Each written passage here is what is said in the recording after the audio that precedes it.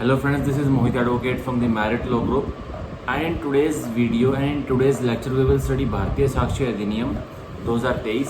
हमने पहली वाली वीडियोस में सेक्शन 1 to सेक्शन 36 हम कर चुके हैं और आज वाली वीडियो में हमें सेक्शन 37 के बाद वाले प्रोविजंस पढ़ने हैं और जितने में से पढ़ाए जाते हैं मैं पढ़ाऊंगा। वो हमारी एवरेज 6, 7, 8, 9 6 से 9 के सेक्शंस के बीच में रहती है।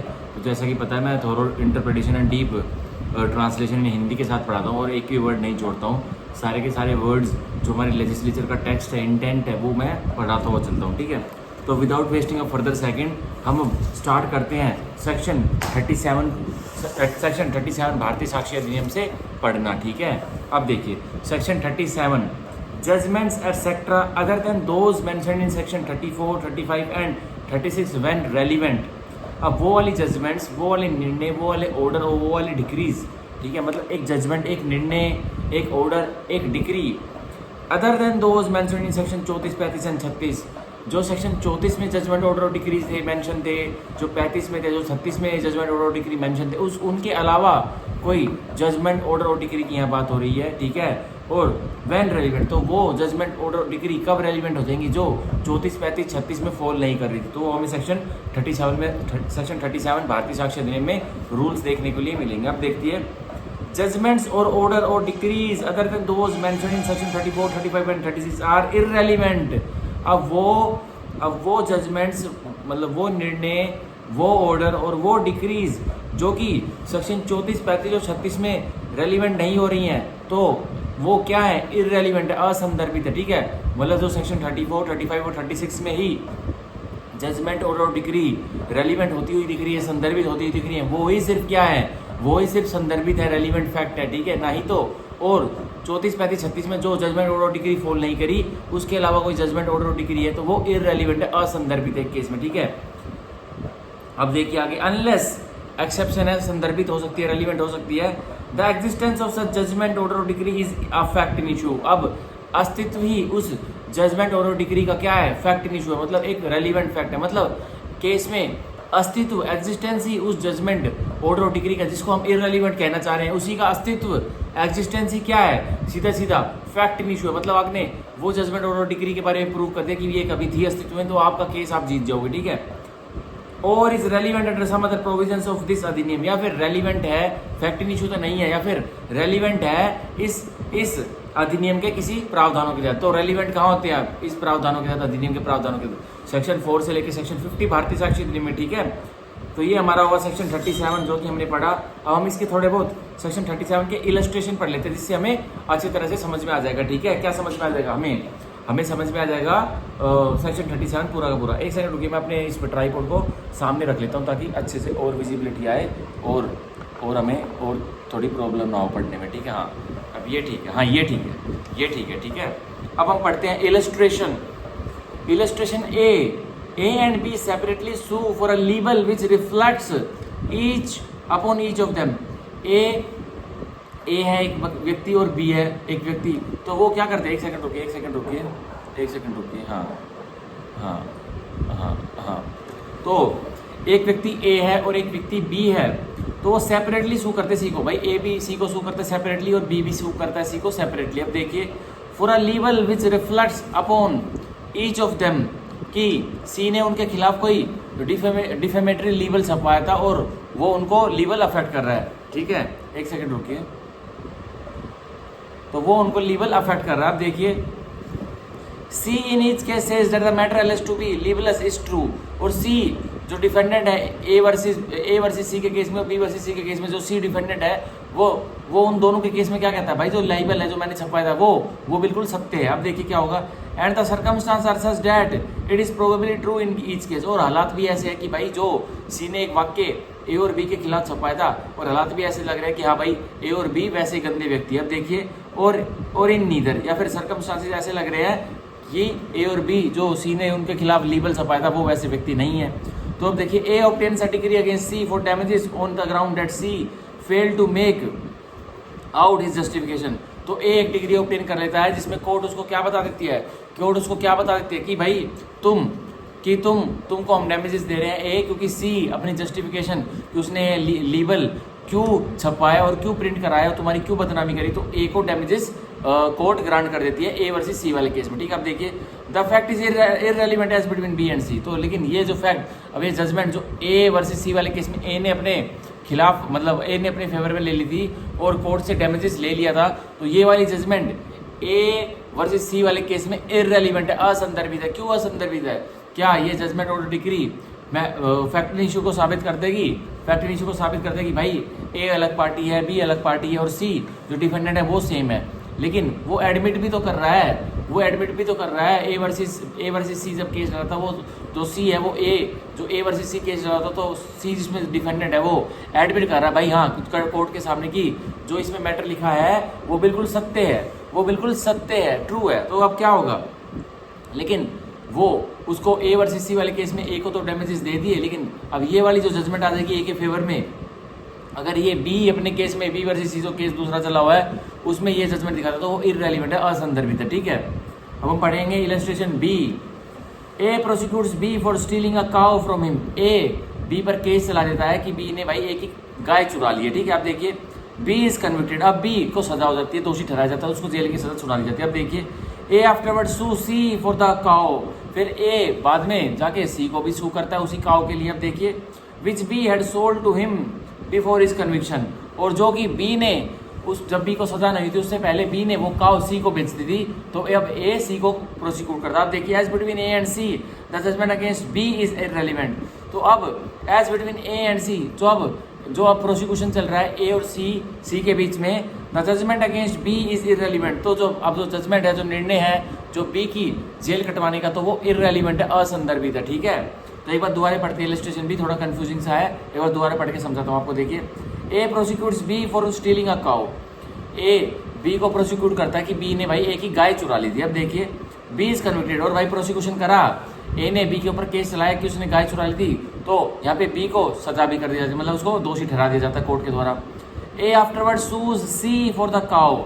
अब फिर बाद में जब बी की कन्विक्शन हो जाती है तो ए बाद में जाके क्या करता है, किसी सी को भी क्या करता है, प्रोसिक्यूट करता है उसी काउ के लिए। और क्यों करता है? विच be had sold to him before his conviction, जो कि बी ने सी को बेची थी बी की कन्विक्शन से पहले। अब देखिए एज बिटवीन ए एंड सी, और जो ये बात है कि कौन सी वाली जजमेंट वाली बात, और ए और सी के बीच में ये जजमेंट वाली बात देखिए as between A and C.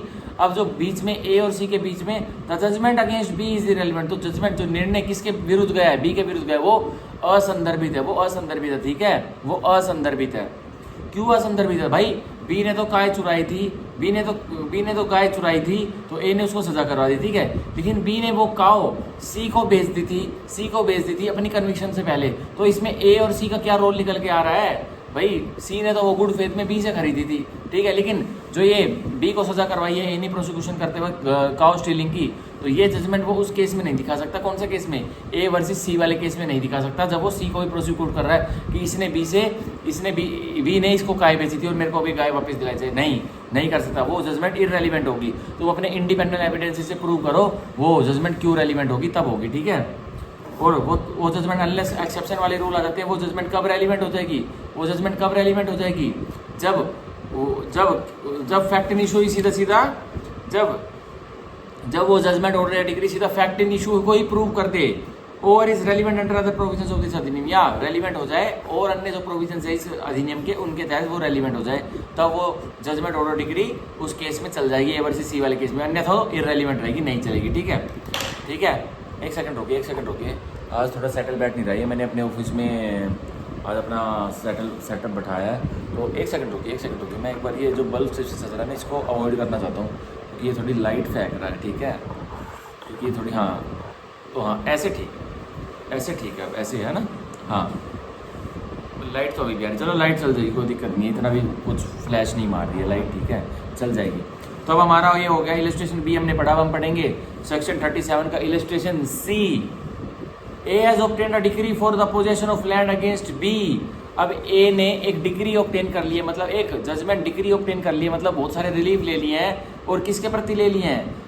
For the possession of land against B, की जो बी जिस लैंड की पोजेशन में बैठा है, अब वो लैंड की पोजेशन किसको जाएगी? ए को जाएगी, और ए ने डिग्री में वह रिलीफ अपने फेवर में ले लिया। अब देखिए C B son murders A in consequence. अब जो सी होता है वो बी का बेटा होता है। अब वो क्या करता है, अब बी का बेटा सी क्या करता है, मर्डर कर देता है ए का। किसके चलते, कि भाई उसने एक डिग्री ले ली थी और वो अब हमारे प्लॉट में, हमारे लैंड में अब पोजेशन में आएगा। अब देखिए the existence of the judgment is relevant. अब जो अस्तित्व है, जो ए वर्सेस बी वाले सूट में ए ने डिग्री ले ली थी किसकी, पोजेशन की, उस लैंड की, तो वो अपने आप में वो जजमेंट संदर्भित होगी, रेलिवेंट होगी। अब देखिए as showing motive for the crime, तो वो क्या दिखा रही है सीधा सीधा, सी जो बी का बेटा था उसने ए को मार दिया, तो वो क्या दिखा रही है सीधा सीधा, वो जजमेंट जो ए ने बी के प्रति ली थी पोजेशन ऑफ लैंड में आने के लिए, वो मोटिव दिखा रही है कि भाई इस अपराध के लिए सी का क्या मोटिव था। सी का क्या मोटिव निकल के आ रहा है कि भाई ए वर्सेस बी केस चला होता और बी जो डिफेंडेंट था वो सी का पापा था।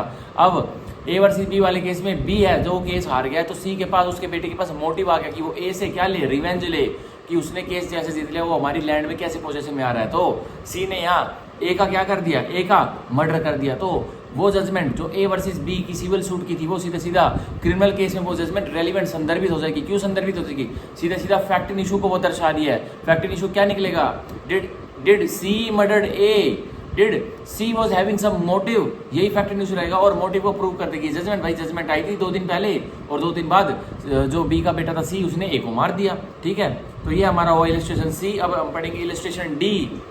ए इज चार्ज विद थेफ्ट, ए को चोरी के केस में चार्ज किया जाता है। ठीक है, and with having been previously convicted और थेफ्ट, और ए पहले भी चोरी के लिए उसको पहले भी सजा हो चुकी थी। अब देखिए the previous conviction is relevant as a fact in issue, जो फिलहाल वाले केस में जो ए को चोरी के लिए चार्ज किया जा रहा है, तो उसको पहले भी सजा हो चुकी थी, तो वो पहली प्रीवियस कन्विक्शन उस करंट केस में क्या है, फैक्ट इन इशू है। तो वो पहली वाली जो प्रीवियस कन्विक्शन है, जो पहली वाली प्रीवियस कन्विक्शन की जजमेंट ऑर्डर है, तो वो सीधा सीधा प्रेजेंट केस में जिसमें ए को फिलहाल ट्राई किया जा रहा है, वो उसमें क्या होगी, फैक्ट इन इशू होगा। वो सीधा सीधा क्या होगा, संदर्भित फैक्ट होगा, मतलब फैक्ट इन इशू होगा डायरेक्टली। अगर प्रीवियस कन्विक्शन वाली कॉपी जजमेंट प्रेजेंट केस में जो ए के खिलाफ चल रहा है थेफ्ट का, उसमें दे देंगे, तो जज क्या करेंगे, जज उसको एनहांस पनिशमेंट भी देंगे और वो जजमेंट संदर्भित होगी। और क्या संदर्भित होगी, सीधा किससे संदर्भित होगी, सीधा फैक्ट इन इशू से संदर्भित होगी। ठीक है, तो ये था हमारा इलस्ट्रेशन डी। अब हम पढ़ेंगे इलस्ट्रेशन ई।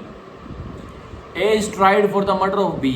अब ए की ट्रायल चल रही है कि ए ने बी का मर्डर किया है। ठीक है, the fact that be prosecuted A for level and that A was convicted and sentenced is relevant under section 6 as showing the motive for the fact in issue। ये लीजिए भाई, ये भी कनेक्टेड सेक्शन है, सेक्शन 6 भारतीय साक्ष्य अधिनियम के साथ कनेक्ट हो रहा है। आप देखिए दोबारा पढ़ते हैं।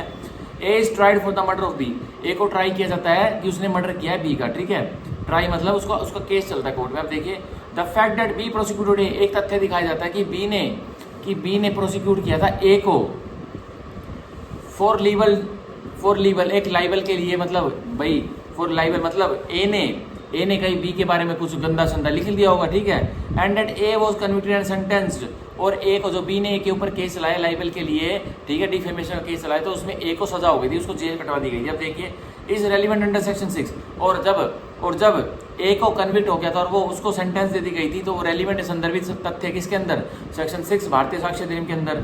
शोइंग द मोटिव, कि वो क्या दिखा रहा है, सीधा सीधा मोटिव दिखा रहा है किसके मन में, ए के मन में मोटिव दिखा रहा है कि वो क्या करे, वो बी का मर्डर कर दे। अब देखिए for the fact in issue, तो वो मोटिव क्या दिखा रहा है, सीधा सीधा फैक्ट इन इशू के लिए मोटिव दिखा रहा है। क्या, जो ए ने बी का मर्डर किया और पता चलता है थोड़े दिन पहले बी ने ए के ऊपर केस चलाया था कि ए ने बी के खिलाफ गंदे संदे वर्ड छपाकर उसकी डिफेमेशन कर रहा है, और उस केस में जो बी ने ए के ऊपर केस चलाया था उसमें ए को सजा भी हो गई थी और उसको दोषी ठहरा दिया गया था, उसको जेल कटवा दी गई थी। तो अब सीधा सीधा ए ने बी का मर्डर कर दिया जेल से बाहर आने के बाद, तो वो जजमेंट सीधा सीधा दिखाएगी मोटिव, वो जजमेंट सीधा सीधा मोटिव दिखाएगी कि क्या मोटिव दिखाएगी कि भाई ए ने बी का मर्डर क्यों किया है, क्योंकि बी ने पहले उसे लाइबल डिफेमेशन के केस में सजा करवा रखी, इसलिए ए ने बी का मर्डर किया है। ठीक है, तो सेक्शन 6 भारतीय साक्ष्य अधिनियम में भी है, रेलिवेंट हो जाएगा। ठीक है, तो हम सेक्शन 37 ऑफ भारतीय साक्ष्य अधिनियम को सीधा सीधा लिंक कर सकते हैं सेक्शन 6 ऑफ भारतीय साक्ष्य अधिनियम। हम साइड में सेक्शन 6 भी लिख लेंगे यहाँ पे, सेक्शन 6 भारतीय साक्ष्य अधिनियम हम यहाँ लिख लेंगे, और हम सेक्शन 6 के वहाँ जाके लिख लेंगे सेक्शन 37 भारतीय साक्ष्य अधिनियम। ठीक है, सेक्शन 37, ठीक है, और इसके एरो लगा के लिख लेंगे judgment relevant, previous judgment relevant as showing as showing motive for present offence, यह लिख लेंगे हम, ठीक है। As showing motive for present offence हम यह लिख लेंगे। इसी के तहत हमारा सेक्शन 37 पूरा होता है भारतीय साक्ष्य अधिनियम का। अब हम पढ़ेंगे सेक्शन 38 ऑफ भारतीय साक्ष्य अधिनियम, जो कि कोल्यूजन के ऊपर बेस्ड है, कोलिजिव सूट के ऊपर बेस्ड है। कि कोलिजिव सूट में एक जजमेंट आती है, मतलब कोलिजिव सूट क्या होता है आपको पता है? कोलिजिव सूट क्या होता है मैं बताता हूँ भाई। ए वर्सेस बी एक सूट डलता है, लेकिन ए और बी, ए जो बस ऊपर से दिखावे के लिए प्लेंटी बन जाता है और बी ऊपर से दिखावे के लिए डिफेंडेंट बन जाता है। और उनकी आपस में एक यारी है, साझेदारी है कि हम क्या करेंगे, ए और बी आपस में पहले मिल जाते हैं कि हम आपस में केस डालेंगे और हम एक सी की लैंड को टारगेट करेंगे और मैं बताऊंगा कि ये लैंड मेरी है और मैं तुम्हें उसका मालिक बना दूंगा, मतलब तुमसे उस लैंड को अपोजिशन ऑब्टेन करना चाहूंगा। तो क्या होगा, ये कोलिजिव सूट है। तो फ्रॉड किसके साथ खेला जा रहा है भाई? ए और बी मिल गए, ए बोलता है मैं प्लेंटी बन जाऊंगा और बी तुम डिफेंडेंट बन जाना, और हम साथ में मिलके क्या करेंगे, हम सी की जमीन को हड़पेंगे। जो सी की जमीन है ना, हम उसे तेरी जमीन में बता दूंगा बी की, और कहूंगा कि ये तो मेरी जमीन है ए की और बी इसके कब्जे में बैठा, तो मैं ये डिग्री हासिल करूंगा क्योंकि तू कुछ बोलेगा नहीं, क्योंकि हम दोस्त हैं। हम जाके उस प्रॉपर्टी को, फिर वो कोर्ट की डिग्री आ जाएगी तो हम उसे आधा आधा बांट लेंगे। तो ये क्या हुआ, ये कोलिजिव सूट होता है, जो कि सीधा सीधा दूसरे व्यक्ति को, अदर पार्टी को, थर्ड पार्टी को डी फ्रॉड करने के लिए होता है, ठीक है। तो ये देखिए सेक्शन 38 हम पढ़ते हैं भारतीय साक्ष्य अधिनियम का। फ्रॉड और कल्यूजन इन ऑब्टेनिंग जजमेंट। तो फ्रॉड होता है मतलब धोखाधड़ी होती है, और धोखाधड़ी किस में होती है? फ्रॉड होता है क्या लेने में, एक निर्णय ऑब्टेन करने में। और कॉल्यूजन इन ऑब्टेनिंग जजमेंट, या फिर पार्टीज घुल मिल जाती है, मतलब अपने आप को एग्री कर लेती कि हम दोनों घुल मिल जाते हैं, कॉल्यूजन कर लेते हैं, कोलिजिव सूट फाइल करेंगे, जिससे क्या, हमें कोर्ट की judgment, just to take the seal of the court, just to get the stamp of the court, हम ऐसी एक्टिंग करेंगे, हम फ्रॉड करेंगे कमिट थर्ड पर्सन पर, और हम क्या करेंगे, कोल्यूजन हो जाते हैं, हम फ्रॉड करेंगे थर्ड पर्सन के साथ, और हमारा पॉलिसी क्या रहेगी, just to get the stamp of the court. अब देखिए, और इनकम्पिटेंसी ऑफ कोर्ट, या फिर एक जजमेंट, एक निर्णय ऑब्टेन किया जाता है कि वो जजमेंट, निर्णय एक कोर्ट, ऐसे कोर्ट ने दिया था जो अक्षम अदालत था, ठीक है, मे बी प्रूव। तो यह चीज़ें फ्रॉड और कोल्यूजन, और जिस कोर्ट ने निर्णय निकाला था, जजमेंट निकाला था, तो उस निर्णय निकाला था, उस कोर्ट की इनकॉम्पिटेंसी, असक्षमता भी प्रूव साबित की जा सकती है, ठीक है। आप देखिए, अब हम पढ़ेंगे सेक्शन 38 भारतीय साक्ष्य अधिनियम का, और इसके साथ एक हम केस लॉ भी पढ़ेंगे। अब देखिए, any party to a suit, कोई भी दल, पार्टी मतलब दल, प्लेंटिव डिफेंडेंट, तो कह रहा है any party to the suit, मतलब प्लेंटिव भी हो सकता है, डिफेंडेंट भी हो सकता है, और सूट मतलब दीवानी मुकदमे में। और देखिए, और अदर प्रोसीडिंग में क्या आती है, एग्जीक्यूशन प्रोसीडिंग आती है, ठीक है। आप देखिए, मे show that any judgement, order और decree which is relevant under section 34, 35 and 36, तो कोई भी दल एक सिविल सूट का या फिर अदर प्रोसीडिंग का, तो वो क्या दिखा सकती है कोर्ट को, कि कोई भी जजमेंट, मतलब कोई भी निर्णय, ऑर्डर या फिर decree which is relevant under section 34, 35, 36, जो कि संदर्भ रख रही है सेक्शन 34 में, सेक्शन 35 में और सेक्शन 36 में, and which has been proved by the adverse party, और वो जजमेंट, ऑर्डर, डिक्री जो 34, 35, 36 में रेलिवेंसी रख रही है, उसको अदर पार्टी ने, एडवर्स पार्टी ने, मतलब अपोजिट पार्टी ने साबित भी कर दिया। अब देखिए, was delivered by a court not competent to deliver it, तो ये जजमेंट जो 34, 35, 36 में रेलिवेंट हो रही है, और दूसरी पार्टी ने, एडवर्स पार्टी ने, अपोजिट पार्टी ने इस जजमेंट, ऑर्डर, डिक्री को साबित भी कर दिया कोर्ट में, तो जो दूसरी पार्टी है, जो कि क्या करेगी, वो बस कोर्ट में यह बता देगी, यह प्रूव कर देगी कि जिस कोर्ट ने यह जजमेंट, ऑर्डर, डिक्री निकाला, जो आप संदर्भित समझ रहे हैं सेक्शन 34, 35, 36 में, वो कोर्ट तो अक्षम था, इनकॉम्पिटेंट था, कि वो यह ऑर्डर, जजमेंट और डिक्री निकाल ही नहीं सकता था, पास ही नहीं कर सकता। आप देखिए, और वॉज ऑब्टेन्ड बाय फ्रॉड और कोल्यूजन, या फिर वो जजमेंट जिसको आप संदर्भित समझ रहे हैं, रेलिवेंट समझ रहे हैं सेक्शन 34, 35, 36 के प्रावधानों के तहत, तो वो जजमेंट, ऑर्डर और डिक्री एक कोर्ट पर फ्रॉड कमिट हुआ था, या फिर पार्टीज की कोलिजिव सूट के तहत वो डिक्री, जजमेंट और ऑर्डर लिया गया था, ठीक है। तो वो क्या होगा सीधा वो एक पार्टी जो साबित करना चाहती है ये सब, कि भाई एक जजमेंट, ऑर्डर, डिक्री फ्रॉड से ली गई थी, एक जजमेंट, ऑर्डर, डिक्री किससे ली गई थी, कोल्यूजन में आकर ली गई थी पार्टीज के, तो यह वो पार्टी साबित कर सकती है। और फिर अगर साबित हो गया तो कोर्ट भाई मानेगी, और कोर्ट उसमें क्या करेगी, judgment must be based upon relevant fact which are duly proved. अब ड्यूली प्रूव्ड हो गया है तो जजमेंट में वो फैक्ट है वो दर्शाया जाएगा, वो लिखवाया जाएगा। क्या लिखवाया जाएगा कि भाई एक पार्टी ने सेक्शन 34, 35, 36 में हमारे सामने एक जजमेंट ऑर्डर डिग्री को साबित कर दिया था। तो क्या हुआ फिर जो अपोजिट पार्टी है उसने उसको रिबटल कर दिया। रिबटल कैसे किया? अपोजिट पार्टी ने जो सेक्शन 34, 35, 36 में एक पार्टी ने हमारे सामने एक जजमेंट ऑर्डर डिग्री को साबित किया था, तो अपोजिट पार्टी ने उसको रिवर्ट कर दिया, मतलब पलट करके रख दिया। और कैसे पलट करके रख दिया कि सर जो ये जजमेंट ऑर्डर डिग्री जो आप संदर्भित समझ रहे हैं कि ये सेक्शन 34, 35, 36 में काम की है, ये संदर्भित है, तो उस पार्टी ने रिवर्टल में क्या कि ये जजमेंट ऑर्डर डिग्री सीधा एक ऐसे कोर्ट ने पास की थी जो असक्षम था, इनकॉम्पिटेंट था। तो अब कोर्ट क्या करेगी? एडवर्स ओपिनियन बना लेगी और उसको अपने नोट्स में लिख लेगी, और जजमेंट में जब फैक्ट्स को अप्रेज करेगी तो उसमें लिखवा देगी। ठीक है, क्या लिखवा देगी कि one party who has given judgment order decree in the court under section 34, 35, 36, which the court was thinking earlier that it was proved, but in rebuttal the opposite party proved that the judgment in section 34, 35, 36 of Bharatiya Sakshi Adhiniyam is obtained by fraud or collusion of parties. So we reject the judgment, okay, because it was delivered by the court incompetent to deliver the judgment. ठीक है, तो उसको क्या करेगी court? वो opposite party उसका rebuttal कर सकती है। ठीक है, तो ये था हमारा सेक्शन 38। अब हम पढ़ेंगे इसके case low. Chandro Devi versus union of India 2017 honourable supreme court. ठीक है, दोबारा पढ़ता हूँ। चंद्रो देवी versus union of India 2017 supreme court. इसमें क्या हुआ था देखिए, फ्रॉड के बारे में बताया था कि धोखा क्या होता है कोर्ट के ऊपर। अब देखिए, fraud विशिएट्स all actions taken consequent देयरटू। अगर एक कोर्ट के सामने फ्रॉड का एक बार फ्रॉड दिखाया शो कर दिया जाता है, तो वो सारे जो अब तक की प्रोसीडिंग्स हुई है उसको विशिएट कर देता, मतलब खराब कर देता। ठीक है, there to as it is and as such judgment based on fraud is liable to be set aside. और जो जजमेंट जो निर्णय फ्रॉड पर बेस्ड है, मतलब धोखाधड़ी पर बेस्ड है, तो उसको सेट असाइड मतलब साइड में लगाना ही बेहतर रहता है। आप देखिए, however before setting a such judgment there has to be definitive conclusion that action was fraudulent since every wrong action is not fraudulent action। तो लेकिन जजमेंट को सेट असाइड करने से पहले क्या सोचना पड़ेगा? किस बारे में? डेफिनेटिव कंक्लूजन, मतलब एक परिणाम, डेफिनेटिव मतलब एक निश्चित परिणाम निकालना पड़ेगा।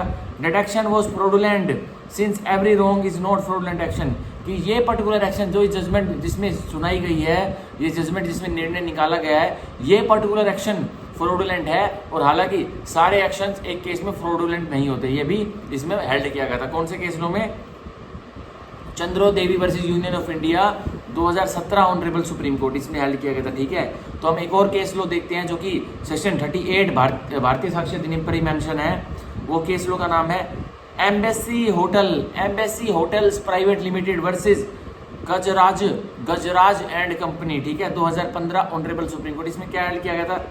Judgement of competent court can not be ignored by another court.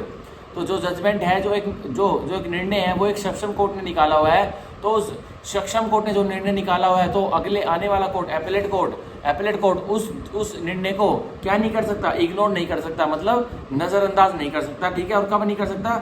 In collateral proceeding on मियर suspicion of fraud और कोलूजन। और जो कोलैटरल प्रोसीडिंग चलती है, मतलब साथ कोलैटरल प्रोसीडिंग कौन सी होती है भाई? अपील हो गई, एग्जीक्यूशन हो गई। तो उस अपील और एग्जीक्यूशन में एक पार्टी जो हारी हुई पार्टी है, वो उस जजमेंट पर फ्रॉड या कोलूजन के डाउट्स रेज कर देते कोर्ट के मन में। तो यही कह रहा है भाई, जो जजमेंट है कॉम्पिटेंट कोर्ट की, सक्षम कोर्ट की, आप किसी पार्टी के कहने पर उसको क्या मत सोच लेना कि वो क्या नहीं है, वो क्या नहीं है, वो फ्रॉडुलेंट और कोलूसिव जजमेंट नहीं है, आप यह मत सोच लेना। ठीक है, क्योंकि वह जजमेंट एक कॉम्पिटेंट कोर्ट ने निकाली हुई है। तो ये कौन से केस में हेल्ड किया गया था?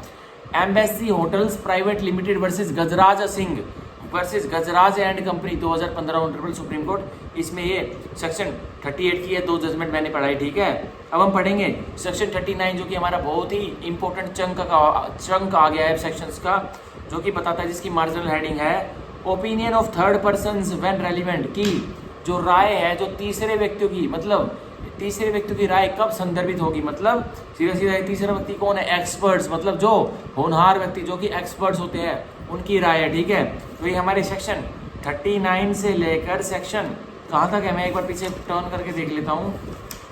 एक सेकंड रुकिए 39, हाँ, ये हमारा सेक्शन 39 टू सेक्शन 45 रेलिवेंट है। ठीक है, सेक्शन 39 टू सेक्शन 45 हमारा ये रेलिवेंट हो जाएगा। ठीक है, एक सेकंड रुकिए, मैं वाटर पी लेता हूँ। इतने आप सेक्शन जो 30 सेक्शन 38 के नीचे केस क्लोज लिखे हुए हैं ना, वो पढ़िए आप इतने। एक सेकंड रुकिए।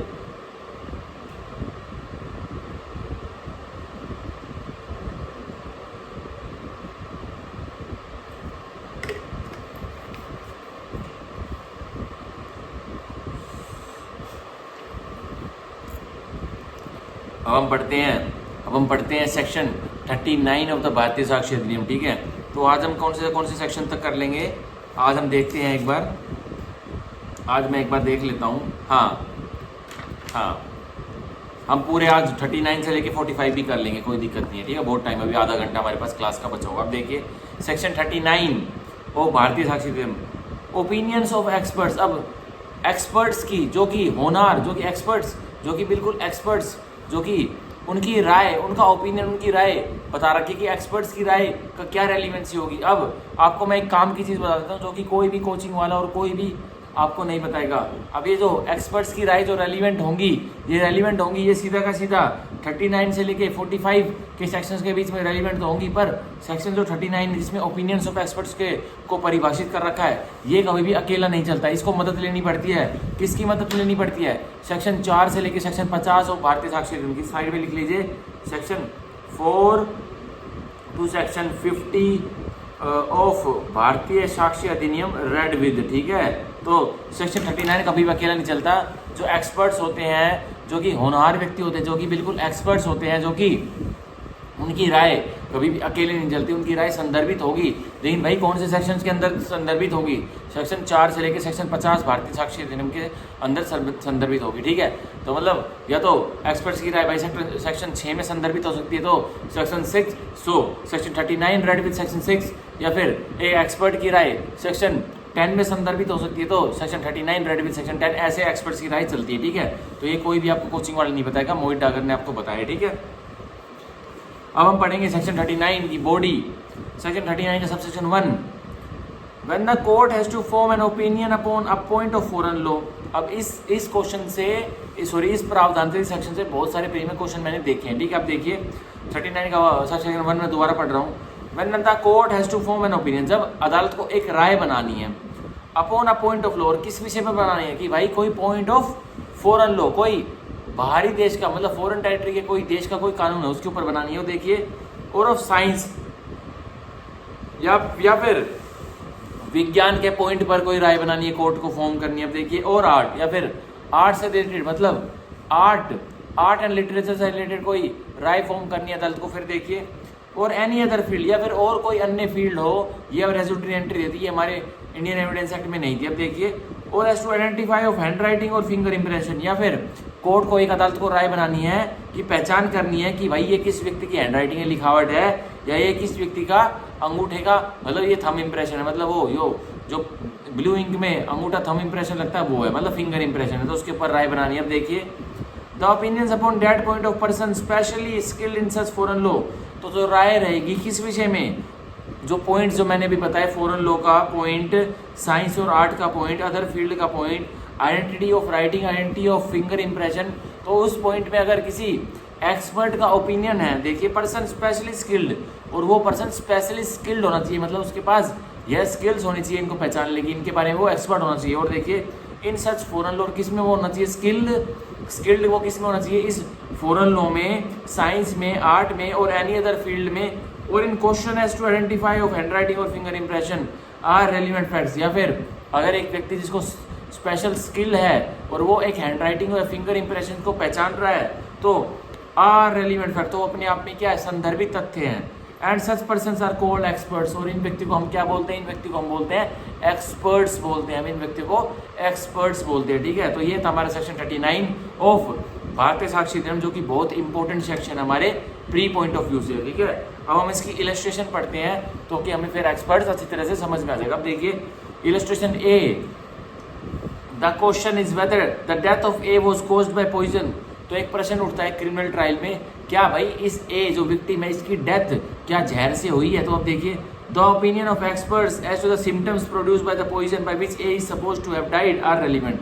अब एक्सपर्ट्स जिनको स्पेशल स्किल है इस बारे में कि वो कौन से जहर से किस व्यक्ति की डेथ हुई है और उनमें उस जहर से क्या सिम्टम्स पैदा होते हैं एक डेड बॉडी में, तो वो ओपिनियन वो जो स्पेशली स्किल्ड व्यक्ति वो व्यक्ति देते हैं कि भाई हाँ इस व्यक्ति की इस जहर से मृत्यु हुई है और इसमें हमने यह सिम्टम्स देखे, तो ये वाले सिम्टम्स हमें स्पेशल नॉलेज, हमें स्पेशल स्किल्स है, तो हमने पहचान लिया कि भाई इस वाले जहर से ये वाले सिम्टम आते हैं। तो क्या होगा, उन व्यक्तियों ने जो सिम्टम्स पहचान रहे हैं कि हाँ इस पॉइजन से एक ही मृत्यु हुई है और ये हमें सिम्टम्स देखने को नहीं मिल रहे हैं, तो अपने आप में एक संदर्भित तथ्य होगा। ठीक है, और कौन से सेक्शन के अंतर्गत होगा, section 39 read with relevant provision, जो सेक्शन 4 to लेके 50 तक कोई भी रेलिवेंट हो सकता है। ठीक है, तो हम पढ़ेंगे illustration B. The question is, एक प्रश्न उठता है, क्या उठता है, whether A at the time of doing a certain act, कि ए जब एक सर्टेन एक्ट मतलब एक निश्चित कोई कार्य कर रहा था, was by reason of unsoundness of mind incapable of knowing the nature of that, कि ए जब एक सर्टेन एक्ट कर रहा था तो वो किस कारणवश, वो अपने पागलपन के दिमाग के पागलपन के कारणवश इनकेपेबल था, अक्षम था कि वो किस श्रेणी का कार्य कर रहा है वो नहीं जान पा रहा था, वो उसकी जानकारी में नहीं था। आप देखिए, और that he was doing what was either wrong और कॉन्ट्रेरी टू लॉ, या फिर जो कि अनसाउंड माइंड का व्यक्ति है वो जो कर रहा है वो या तो गलत है या फिर कानून के विरुद्ध, वो नहीं जान पा रहा था। आप देखिए, the opinions of experts upon the question whether the symptoms exhibited by A commonly shows unsoundness of mind।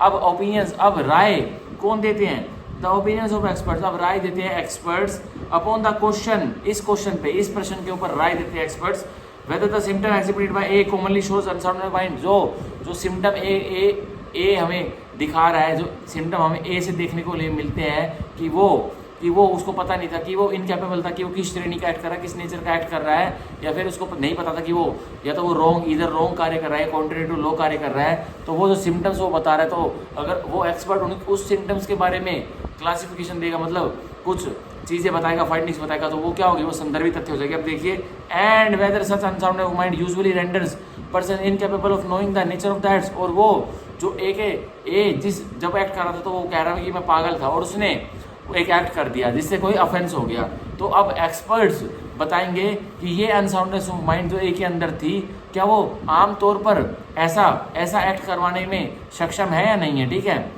Which they do, जो कि वो अनसाउंड माइंड के व्यक्ति करते हैं। अब देखिए, और of knowing that what they do is either wrong और contrary to law are relevant, या फिर ओपिनियन इसके एक्सपर्ट्स के यह बता देते कि अनसाउंड माइंड का व्यक्ति जिस टाइम वो एक्ट कर रहा था तो वो क्या सोच रहा था, कि उसको नहीं पता था कि वो गलत कर रहा है या फिर वो ऐसा कार्य कर रहा है, वो एक ऐसा एक्ट कर रहा है जो कि कानून के कॉन्ट्रेरी है, मतलब अपोजिट है। ठीक है, तो वो एक्सपर्ट का ओपिनियन यहाँ रेलिवेंट हो जाएगा। ठीक है, और क्यों रेलिवेंट होगा, ऑब्वियसली भाई जो एक्सपर्ट है अनसाउंडनेस ऑफ माइंड के ऊपर अपने ओपिनियन कोर्ट को दे रहा है, वो एरा गैरा नत्थु खैरा तो होगा नहीं, वो या तो कोई डॉक्टर साहब होगा या कोई ऐसा व्यक्ति होगा जो कि पागल अस्पताल में, जो कि अनसाउंड माइंड के व्यक्ति में हमेशा रहता है। ठीक है, मतलब वो नौकरी करता है वहाँ पर, तो उस व्यक्ति का भी क्या एक ओपिनियन राय रेलिवेंट हो जाएगी। ठीक है, तो ये था हमारा इलस्ट्रेशन बी। अब हम पढ़ेंगे इलस्ट्रेशन सी।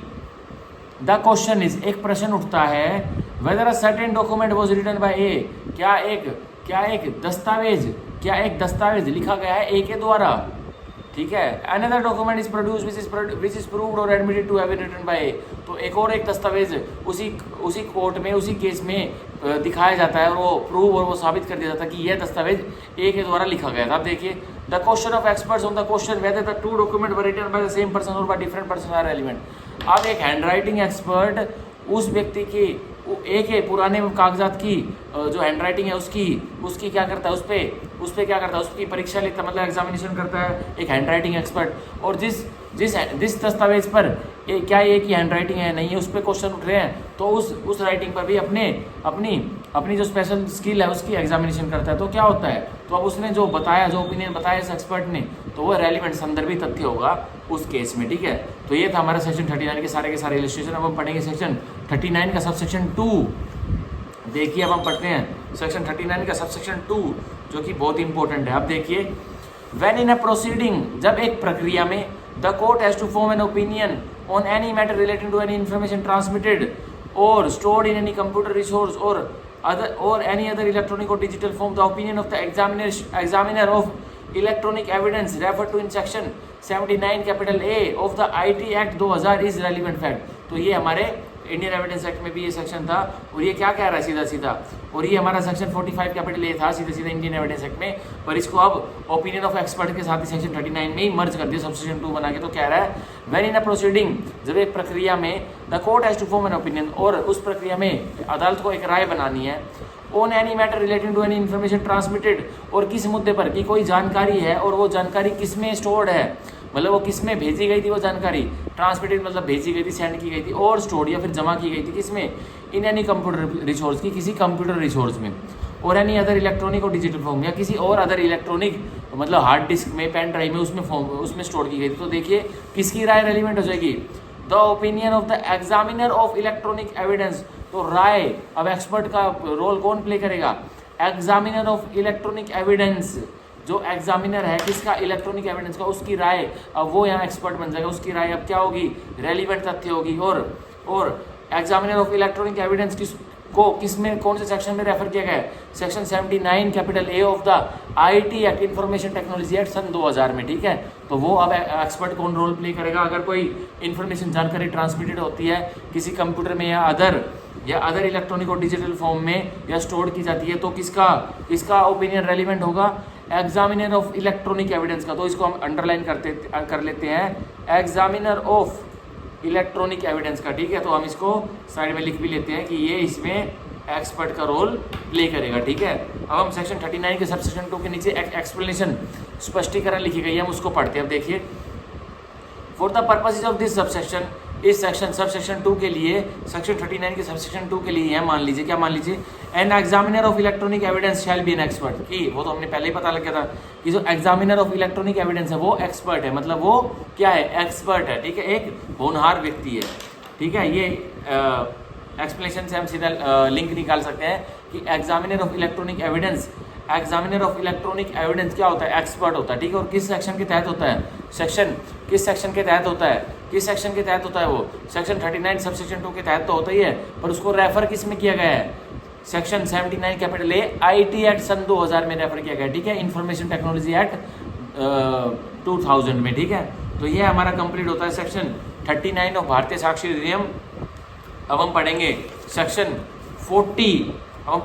40 ऑफ भारतीय साक्ष्य अधिनियम। देखिए, अब हम पढ़ते हैं सेक्शन 40 ऑफ भारतीय साक्ष्य अधिनियम, जो कि बताता है facts bearing upon opinions of experts. अब वो तथ्य जो कि सीधे निकल करके आ रहे हैं, किस पर निकल करके आ रहे हैं, कि भाई एक एक्सपर्ट ने, एक होनहार व्यक्ति ने, एक्सपर्ट ने अपना ओपिनियन दिया था, तो वो ओपिनियन देगा, तो एक एक्सपर्ट के ओपिनियन भी तो भाई तथ्य फैक्ट्स बनेंगे। तो वही कह रहा है, उस फैक्ट्स की क्या रेलिवेंसी होगी, हम पढ़ते हैं सेक्शन 40 में। देखिए, फैक्ट्स नॉट अदरवाइज रेलिवेंट, जो तथ्य वैसे तो संदर्भित नहीं होते, आर रेलिवेंट, पर संदर्भित हो रहे हैं, कहाँ से हो रहे हैं, इफ दे सपोर्ट, अगर तो वो सपोर्ट मतलब वो क्या करते हैं, वो सपोर्ट कर देते हैं, मतलब कोऑपरेशन कर देते हैं, और are inconsistent with the opinion of expert, या फिर वो बिल्कुल इनकंसिस्टेंट है, बिल्कुल मेल नहीं खा रहे हैं, और किन से मेल नहीं खा रहे हैं, with the opinions of expert, जो राय है एक्सपर्ट्स व्यक्ति की, उनसे, मतलब एक एक्सपर्ट व्यक्ति ने एक राय दी, तो या तो वो राय सपोर्ट करेगी किसको, एक एक्ट के होने का, या फिर वो राय इनकंसिस्टेंट रहेगी, ओपिनियन एक्सपर्ट की राय या तो इनकंसिस्टेंट रहेगी, मतलब मेल नहीं खाएगी कि ये एक्ट नहीं हुआ है, ठीक है। तो क्या होगा, when such opinions are relevant, और क्या होगा, और ये तब रेलिवेंट होगी जबकि ये राय, जब ये एक्सपर्ट्स की राय संदर्भित होंगी, ठीक है, when such opinions are relevant, तभी वो ओपिनियंस, वो राय संदर्भित होंगी, रेलिवेंट होंगी, ठीक है, वैसे तो नहीं होंगी। देखिए, ये कह रहा है फैक्ट्स नॉट अदरवाइज रेलिवेंट, जो तथ्य है वैसे तो रेलिवेंट नहीं होता, वैसे तो संदर्भित नहीं होता, पर आपने एक एक्सपर्ट की राय ले ली है, आपने एक ओपिनियन ऑफ एक्सपर्ट जाना है कोर्ट ने सेक्शन 39 के अंतर्गत, तो एक्सपर्ट ने एक ओपिनियन दिया है, और एक्सपर्ट का ओपिनियन सीधा सीधा या तो जो कोर्ट ने राय मानी थी उस राय को सपोर्ट कर रहा है, या उस राय के या उस ओपिनियन को क्या कर रहा है, जो कोर्ट ने एक प्रश्न पूछा था एक एक्सपर्ट से कि क्या ये चीज़ हो सकती है, तो या तो एक्सपर्ट की राय, एक्सपर्ट का फाइंडिंग्स, ओपिनियन उस कोर्ट के जवाब को सपोर्ट कर रहा है, मतलब हाँ जी हो सकती है, या फिर इनकंसिस्टेंट है, बिल्कुल भी कोर्ट के प्रश्न से मेल नहीं खा रहा है, तो क्या, तो वो ओपिनियन के जो फैक्ट्स है, जो राय है, वो संदर्भित रेलिवेंट फैक्ट होंगे, ठीक है। तो ये हमारा हुआ सेक्शन 40। अब इसकी इलस्ट्रेशन पढ़ ले, जो कि बहुत इंपॉर्टेंट है। देखिए, the question is whether A was poison by certain poison.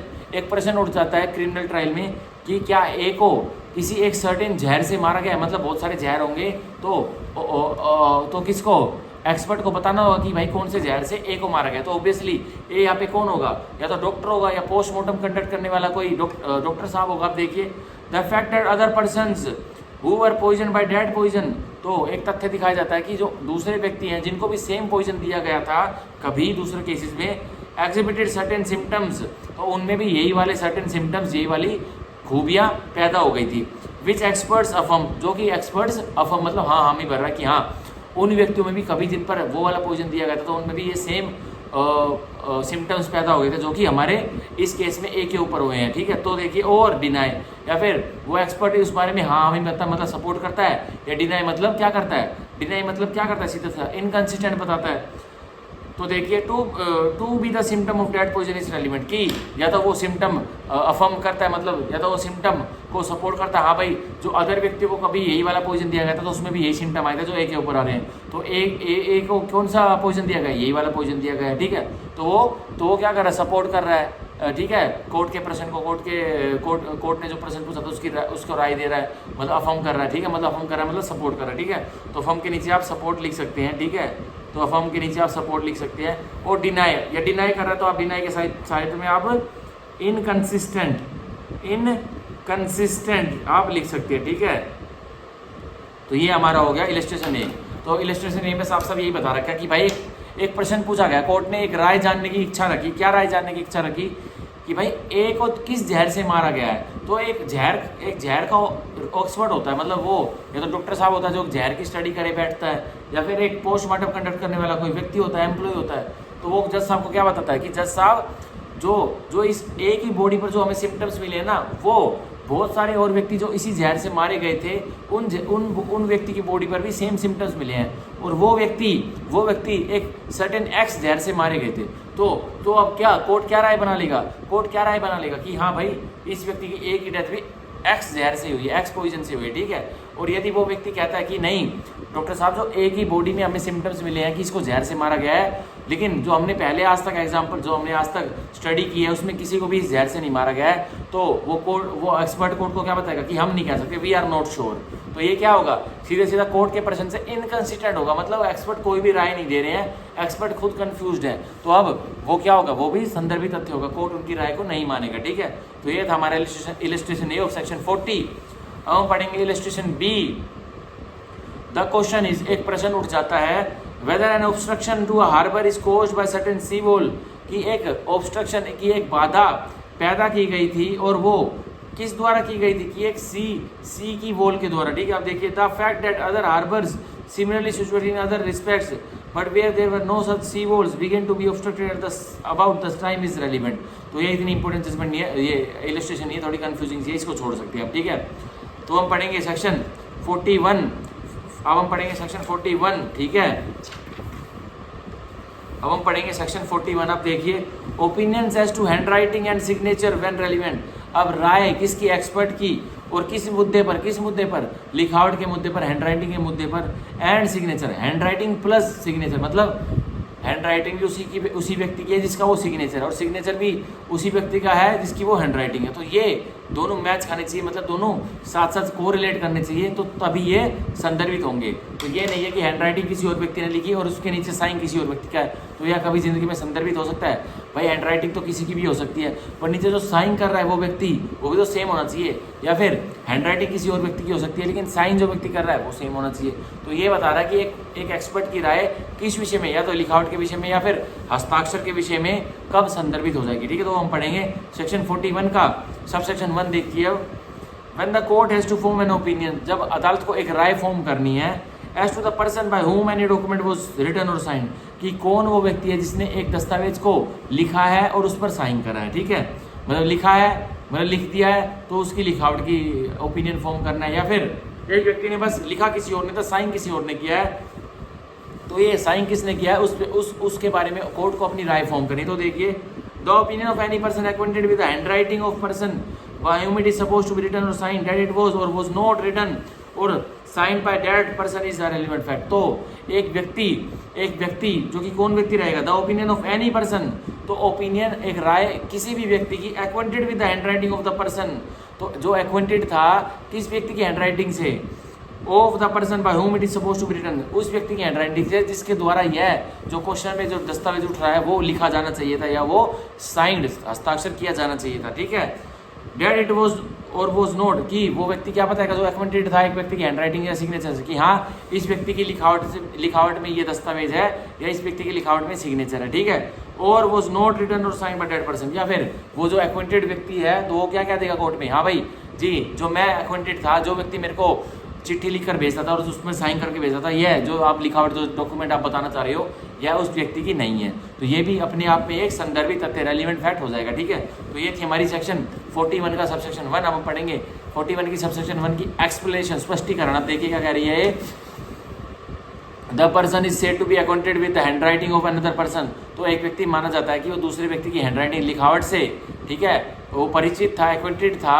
When he has seen that person right, कि जब उस व्यक्ति ने जो कि कोर्ट को राय बता रहा है, ओपिनियन बता रहा है, उस व्यक्ति ने एक व्यक्ति को लिखते हुए देखा था जिसकी हैंडराइटिंग के बारे में वो कोर्ट को राय बता रहा है। देखिए, और when he has received document परपोर्टिंग to be written by that person, या उस व्यक्ति ने जो एक्वेंटेड था एक हैंडराइटिंग के साथ, उसने कभी लिखते हुए तो नहीं देखा था, पर वो रेगुलरली जिस व्यक्ति के क्वेश्चन उठ रहा है कि हाँ उसकी हैंडराइटिंग है नहीं है, उससे कुछ ना कुछ पत्र वगैरह कुछ उसकी हैंडराइटिंग में उसने रिसीव किए थे अपनी लाइफ में। अब देखिए, in answer to the document written by himself और other under his authority and address to that person, और जो एक्वेंटेड है वो व्यक्ति, उसने कभी एक व्यक्ति जिसका क्वेश्चन उठ रहा है कि क्या उसकी हैंडराइटिंग है या नहीं है, तो पहले जो ओपिनियन बता रहा है वो व्यक्ति, उसने कभी एक क्वेश्चन लिख के भेजा होगा या कुछ मैटर लिख के भेजा होगा। तो अब जिस व्यक्ति के बारे में क्वेश्चन उठ रहा है वो व्यक्ति क्या कर रहा है, वो व्यक्ति क्या कर रहा है, वो व्यक्ति जो कि राय बताएगा हैंडराइटिंग या सिग्नेचर के बारे में, उसको क्या बता रहा है, उसको वो आंसर लिख के भेज रहा है उस व्यक्ति को जो कि कोर्ट में राय बता रहा है कि ये इस व्यक्ति की हैंडराइटिंग है नहीं। अब देखिए,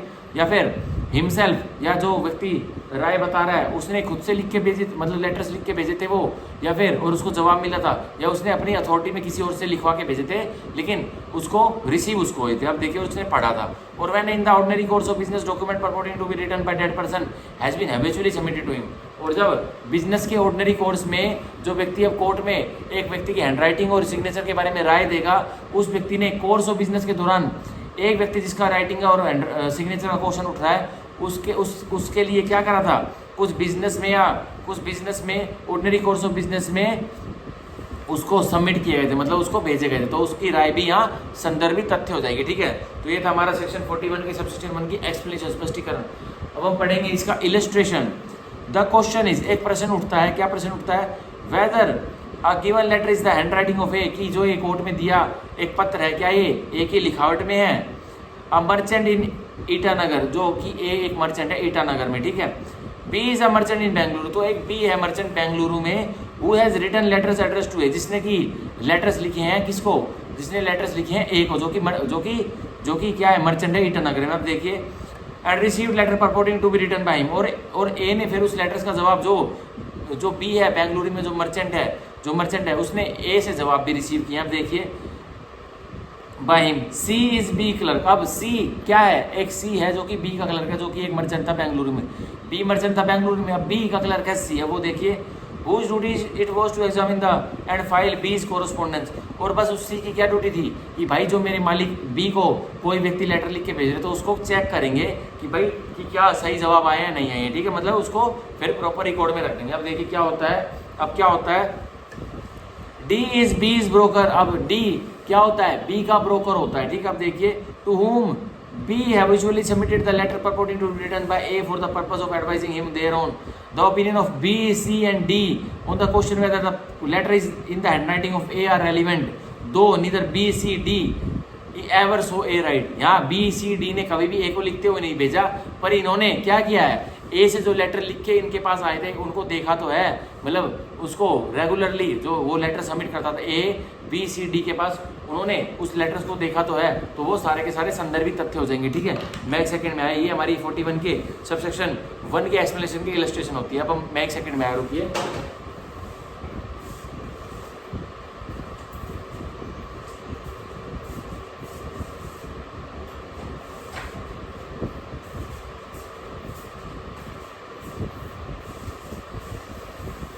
आ गया हूँ मैं। अभी हमारा होगा सेक्शन 41 का सबसेक्शन 1 का इलस्ट्रेशन। हम पढ़ते हैं सेक्शन 41 का subsection 2। When the court has to form an opinion as to the electronic signature of any person, जब अदालत को एक राय बनानी है, और राय किस विषय में बनानी है कि क्या ये इलेक्ट्रॉनिक हस्ताक्षर एक व्यक्ति का है या नहीं। अब देखिए, the opinion of the certifying authority, तो राय जो सर्टिफाइंग अथॉरिटी की राय होगी, which has issued an electronic signature certificate, जिसने की इलेक्ट्रॉनिक सिग्नेचर सर्टिफिकेट इशू किया था, इज अ रेलिवेंट फैक्ट, तो वो क्या हो जाएगी, वो संदर्भित तथ्य हो जाएगी। ठीक है, मतलब एक व्यक्ति के इलेक्ट्रॉनिक सिग्नेचर के बारे में कोई मुद्दा उठ जाता है कोर्ट में, एक प्रश्न आ जाता है और कोर्ट को राय बनानी है, तो अब किसका ओपिनियन एक्सपर्ट होगा भाई, जिसने ऑब्वियसली वो इलेक्ट्रॉनिक सिग्नेचर का सर्टिफिकेट दिया था। ठीक है, तो उसका ओपिनियन रेलिवेंट होगा। तो वो अब ये जो ये सर्टिफाइंग अथॉरिटी है जिसने इलेक्ट्रॉनिक सिग्नेचर सर्टिफिकेट ग्रांट किया था, तो उसका ओपिनियन रेलिवेंट होगा ना। तो किसका ओपिनियन रेलिवेंट होगा, एक इलेक्ट्रॉनिक सिग्नेचर के ऊपर सर्टिफाइंग अथॉरिटी का। ठीक है, और सर्टिफाइंग अथॉरिटी ने क्या इशू किया था, इलेक्ट्रॉनिक सिग्नेचर सर्टिफिकेट। अब भाई हम ये ई मुद्रा वाली साइट से इलेक्ट्रॉनिक सिग्नेचर अपने परचेज करते हैं ना कि ये जेन्युइन है, मतलब हम पहले अपना सिग्नेचर उस पर अपलोड करते हैं, फिर हम साल 2 साल की 2-1,000 रुपये फीस होती है वो भरते हैं, तो हमारे पास वो एक PDF में इलेक्ट्रॉनिक सिग्नेचर भेज देते हैं, और वो इलेक्ट्रॉनिक सिग्नेचर मतलब वैलिड प्रूफ होता है कि ये सिग्नेचर मेरा ही है। ठीक है, तो उसको ही अगर एग्जामिन करना है, कोर्ट में प्रश्न हो गया क्या ये मोहित का है या नहीं है, तो अब भाई किसको बुलाया जाएगा, सीधा सीधा जो सर्टिफाइंग अथॉरिटी जिसने इलेक्ट्रॉनिक सिग्नेचर सर्टिफिकेट इशू किया था उसको बुलाया जाएगा। वो बता देगा हाँ जी हमने इशू किया था, ये इसका UPI नंबर है, इसने 2000 की पेमेंट की थी और हमने इसको 1-2 दिन में इसके डॉक्यूमेंट्स वेरीफाई करके इसको सिग्नेचर दे दिया था। तो यह होता है। ठीक है, तो यह था हमारा सेक्शन 41 भारतीय साक्ष्य अधिनियम का। अब हम पढ़ेंगे सेक्शन 42 ऑफ भारतीय साक्ष्य अधिनियम, opinion as to the existence of general custom or right. अब अस्तित्व, अब राय फॉर्म करनी है कोर्ट को, और किसके बारे में कि क्या एक अधिकार का या एक रीति रिवाज का अस्तित्व था या नहीं था। व्हेन रेलिवेंट, तो एक व्यक्ति की राय कब संदर्भित होगी और किस विषय में, क्या एक अधिकार का या एक रीति रिवाज का अस्तित्व था या नहीं था, तो वो 42 में हो जाएगा रेलिवेंट। ठीक है, तो हम सेक्शन 42 के साथ साथ कौन से सेक्शन को कनेक्ट कर सकते हैं, सीधा जल्दी से बता दीजिए, जो हमारे स्टार्टिंग के सेक्शन में आए थे। अभी मैं देख के पेज फ्लिप करके अभी बता रहा हूँ आपको, एक सेकंड रुकिए, हाँ एक सेकंड रुकिए भैया, एक सेकंड रुकिए, एडमिशंस का कहाँ खुल गया, एक सेकंड रुकिए।